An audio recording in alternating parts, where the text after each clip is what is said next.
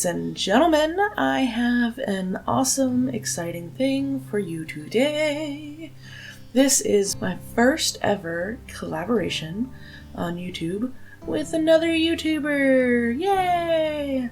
So I was chatting with Weblight Dreams on the internet, and we decided to do a collaboration together. Weblight Dreams does a lot of materials testing and experimenting with all kinds of different art supplies, general nerd, fan art, anime theme. So it'll be interesting to see what you came up with. So I dug around in my box of mini prompts and pulled out Cerberus, which is my favorite mythological creature if you didn't know. Three-headed dog, also known as Fluffy in the Harry Potter franchise. Wisteria, my favorite plant / flower. It's a tree like vine that grows these amazing, beautiful, purple, dangly things, and they smell so good, and I love them so much. And secretary bird. Not necessarily my favorite anything, but they're really, really cool and really, really pretty. These long, slender, stork-like birds with crazy sharp beaks and these really fun feathers that bust off the back of their head. So, Weblight Dreams, good luck. I don't know what you're gonna do, but this is what I decided to do. Like I said, I've always loved Cerberus, the three-headed dog, the whole gatekeeper aspect.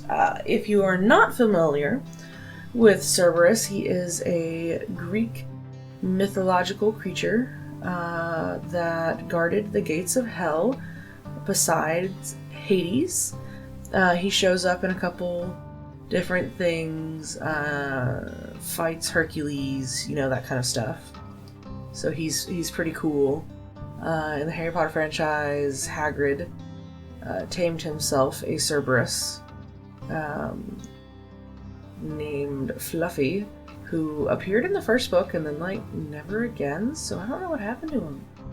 And I've talked about before the fact that I'm kind of obsessed with Hagrid, and what's actually funny is I knew about Cerberus before I knew about Fluffy, which is crazy because I knew about Fluffy in, 3rd grade. You see, growing up, my dad loved audiobooks, before they were cool. So whenever we went on road trips and long drives, which was all the time in Texas, he would put on a CD of some sort of audiobook. So I have these really cool memories of being a small child, sitting in the back of a car for hours at a time, listening to The Man on the Moon and The Time Machine and all of this classic literature. And as an adult thinking back, I'm not sure if we actually listened to them all that much or if it was just the fact that the memory stuck with me so strongly. But my by far all-time favorite was the Greek and Roman fairy tales collection. And what was so cool about this collection is it basically went through all from the Titans all the way through all the myth and fairy tales in a chronological order. So starting in, I don't know how young I was, I had a great knowledge of Greek and Roman fairy tales. It's actually what led me to take Latin as my language in high school, which led to a whole nother series of events. The first high school I went to was brand new, and they were super excited to have a Latin program. And our Latin teacher was this crazy retired professor dude who just had all this money burning in his pockets, and he'd just constantly buy us a stupid amount of snacks, and we would sit in the cafeteria and we were supposed to be talking in Latin, and we'd mostly just munch down and say random verbs to each other. So, high school. Then I had to move in with my dad later in high school, and that school was trying to get rid of Latin, so I got Latin for 1 year, and then they said they were getting rid of it, and it caused a whole bunch of issues because in Texas, to graduate with honors, you need to have 3 years of a language, and at this point I only had 2. And there were 2 other people in the same trouble as me, the same situation. So my school's solution was to put me, a male student, and a female student alone in a room with a webcam and a TV, so that way we could video call into a moderately nearby school and to take our Latin classes that way. The problem was somehow, just somehow, the monitor and the webcam just seemed to be getting connection issues. They would just disconnect, or like cords would just disappear, and I was a terrible student because I was the most tech savvy out of everyone in the 3-person Latin class, and I would purposely unplug it so we could just sit in a room by ourselves and talk instead of doing schoolwork. Yeah, that was a thing. Eventually they gave up on the webcam and put us on a bus and made us go all the way to the other school, and I will 100% admit that that entire semester year of learning a language was a total sham, but I got my credit, and bless this teacher's heart, trying her best to get us enough knowledge to count the class, but it was ridiculous because we would show up and only be in the class for like 20 minutes out of an hour. She's still trying to teach the rest of her class and get us caught up. It was ridiculous.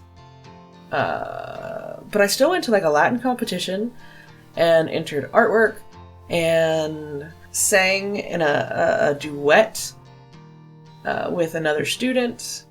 So that was a thing. The painting I did was a funny one. So we know at this point I was obsessed with Greek mythology, and I was in my art class in high school, and I don't remember what exactly the prompt was, or if I was just doing this painting to enter VASE, which is like the huge Get Scholarships art program, art competition in Texas. But I decided to do a painting of Pegasus bursting forth from the severed neck of Medusa. So that's a thing. And it took me a long time, this painting, because I'd never really painted before. And I look back at it and I'm like, ooh, anatomy. But I did get to go to VASE, and I did get to compete. Now, competing in VASE was an interesting thing because you sit down with an art teacher and you discuss kind of the process you went through with your artwork. It's not just like, here's art, judge it. They want to know your thought process and how you worked in it and all of that. And the art teacher I talked to really liked it. I wound up getting an award. I didn't go on to state or anything, but I did get a medal. I've always been quite proud of that medal. It was the first non-ROTC medal I got. ROTC being like a military class. So that made me feel cool. I kind of half the time wanted to try to wear it on my ROTC uniform and see if anyone noticed. But I never got the nerve to do that, so... Anyway, so won something at VASE. It was really cool, like big art competition. Take the same painting to a Latin competition and it wasn't even like looked at twice. They gave the award to an anime style drawing of the boys raised by a wolf. So that made me feel confident. I definitely rambled today, but I guess it was story time along with this drawing. I did this having no idea what I was going to say. I had a lot of fun on this drawing. I tried some different techniques, especially with how the water mixed. So it wound up taking longer than I really meant it to because I used a lot more water, but I really, really like the kind of messy watercolory textures and the limited color palette.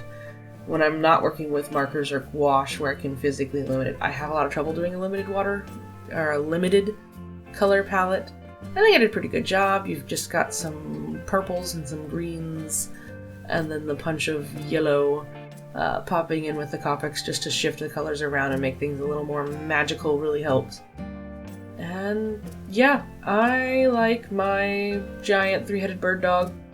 I am okay with my Cuban person who has no face and looks like she's wearing weird Harry Potter robes. And the wisteria tree turned out super duper pretty.